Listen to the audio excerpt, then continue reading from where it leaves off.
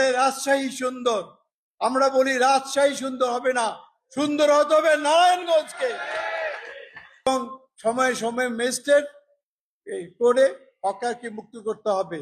হকারদের নিয়ে কিন্তু আবার কোন মহল লাভবান হওয়ার জন্য নানা রকম ফন্দি বিক্রি করছে। আমরা এই ফন্দি বিক্রি বিশ্বাস করি না। আমরা চাই হকার মুক্ত হোক।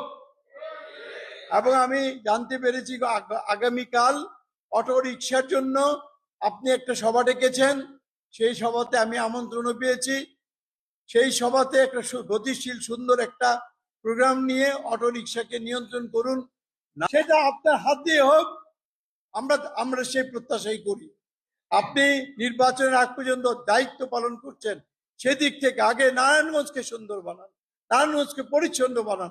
নারায়ণগঞ্জের আজকে নারায়ণগঞ্জে জঞ্জাল মুক্ত, নারায়ণগঞ্জকে জঞ্জাল মুক্ত, আজকে জঞ্জাল মুক্ত করতে হবে। আমি আর বাড়াতে চাই না, আমি শুধু একটা কথাই বলবো যে আমাদের যেখানে যেখানে গভীর নলকূপ, যেখানে যেখানে আপনি গভীর নলকূপ বসাচ্ছেন, এই প্রক্রিয়াটাকে ত্বরান্বিত করুন।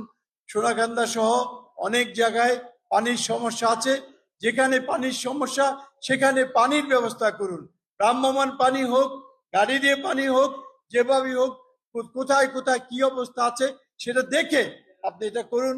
এখানে আমরা একটা কথা শুধু বলবো, আবার বলতে চাই, এখানে আপনি যাদেরকে দেখছেন সবাই নারায়ণগঞ্জের অভিভাবক, সকলে বয়সের দিক থেকে নারায়ণগঞ্জের অভিভাবক, এবং অভিভাবকদের সামনে আপনি যা বলবেন সেটা যেন আপনি